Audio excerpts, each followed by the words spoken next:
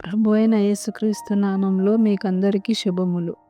నేటి దిన బైబిల్ వాక్య పఠనము ఏప్రిల్ 1, 2026. లేవియాకాండము 1వ అధ్యాయము.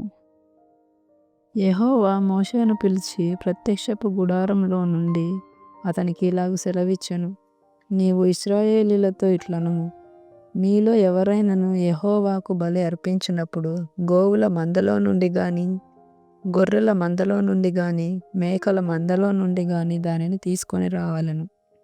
అతడు దహనబలి రూపముగా అర్పించినది గోవులలోనిదైన ఎడల నిర్దోషమైన మగదానిని తీసుకొని రావలెను. తాను యెహోవా సన్నిధిని అంగీకరింపబడినట్లు ప్రత్యక్షపు గుడారము యొక్క ద్వారమునకు దానిని తీసుకొని రావలెను. అతడు దహనబలిగా అర్పించు పశువు తల మీద తన చెయ్యనుంచవలెను. అతని నిమిత్తము ప్రాయశ్చిత్తం కలుగునట్లు అది అతని పక్షముగా అంగీకరింపబడును. అతడు యెహోవా సన్నిధిని ఆ కోడెదూడను వధించిన తరువాత యాజకులైన అహరోను కుమారులు దాని రక్తమును తెచ్చి ప్రత్యక్షపు గుడారం ఎదుటనున్న బలిపీఠము చుట్టూ ఆ రక్తమును ప్రోక్షింపవలెను. అప్పుడు అతడు దహనబలి రూపమైన ఆ పశుచర్మము ఒలిచి దాని అవయములను విడదీసిన తరువాత యాజకుడైన అహరోను కుమారులు బలిపీఠం మీద అగ్ని ఉంచి ఆ అగ్ని మీద కట్టెలను చక్కగా పేర్చవలెను.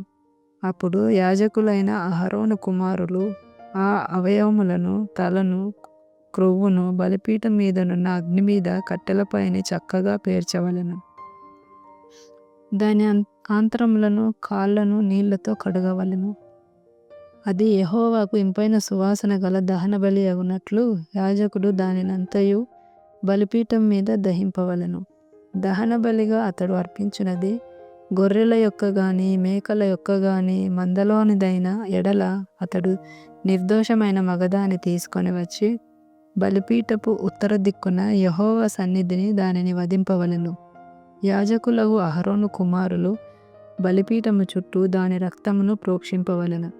దాని అవయములను, దాని తలను, క్రొవ్వును విడదీసిన తరువాత యాజకుడు బలిపీఠము మీదనున్న అగ్ని మీద కట్టెలపైన చక్కగా పేర్చవలెను.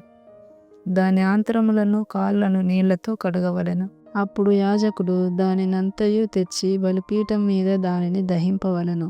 అది దహనబలి, అనగా యెహోవాకు ఇంపైన సువాసన గల హోమము. అతడు యెహోవాకు దహనబలిగా అర్పించినది పక్షిజాతిలోనిదైన ఎడల తెల్లగువ్వలలో నుండి గాని, పావురపు పిల్లలలో నుండి గాని తేవలెను. యాజకుడు బలిపీఠము దగ్గరకు దాన్ని తీసుకొని వచ్చి దాని తలను తుంచి బలిపీఠం మీద దాన్ని దహింపవలెను. దాని రక్తమును బలిపీఠము ప్రక్కను పిండవలెను.